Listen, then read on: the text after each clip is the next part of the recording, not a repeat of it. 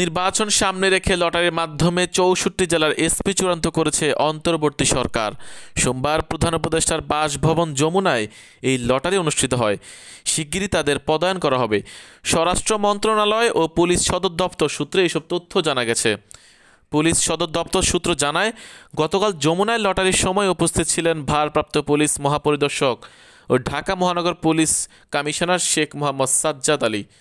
এছাড়া স্বরাষ্ট্র মন্ত্রণালয় উচ্চপদস্থ কর্মকর্তা ও প্রধান উপদেষ্টা কার্যালয়ের প্রতিনিধিরা উপস্থিত ছিলেন।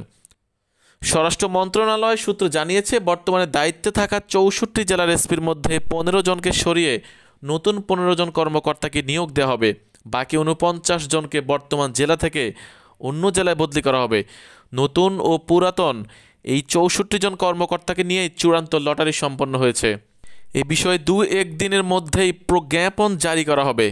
সংশ্লিষ্ট সূত্র জানায়, নির্বাচনকালীন দায়িত্ব পালনে স্বচ্ছতা ও নিরপেক্ষতা নিশ্চিত করতে এবার প্রথমবারের মতো ম্যানুয়াল লটারির মাধ্যমে এসপি নির্ধারণ করা হলো। যারা অতীতে জেলা পুলিশ সুপার হিসেবে দায়িত্ব পালন করেছেন তাদের তালিকা থেকে বাদ দেওয়া হয়। এরপর পুলিশ ক্যাডারের ২৫, ২৬ ও ২৭তম ব্যাচ সহ উপযুক্ত কর্মকর্তাদের নিয়ে একটি ফিট লিস্ট তৈরি করা হয়। সেই তালিকা থেকে লটারির মাধ্যমে ৬৪ জনকে নির্বাচন করা হয়। মঙ্গলবার যোগাযোগ করা হলে পুলিশ সদর দপ্তর অতিরিক্ত মহাপরিদর্শক এ.কে.এম. আওলাদ হোসেন বলেন, গতকাল লটারির মাধ্যমে ৬৪ জেলার এসপি চূড়ান্ত করা হয়েছে। সরকারের আদেশ হলে তাদের পদায়ন করা হবে।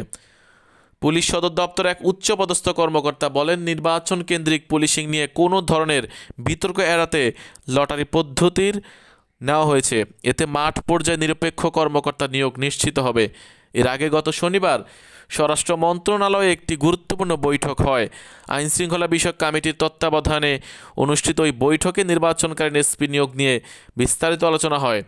কমিটির সভাপতি স্বরাষ্ট্র উপদেষ্টা জাহাঙ্গীর আলম চৌধুরী ছাড়াও এতে উপস্থিত ছিলেন আইন উপদেষ্টা আসিফ নজরুল, উপদেষ্টা আসিফ মাহমুদ সজীব ভূঁইয়া, প্রধান উপদেষ্টা বিশেষ সহকারী মোহাম্মদ খোদা বক্স চৌধুরী, স্বরাষ্ট্র মন্ত্রণালয়ের সিনিয়র সচিব নাসিমুল গনি ও আইজিপি বাহারুল আলম।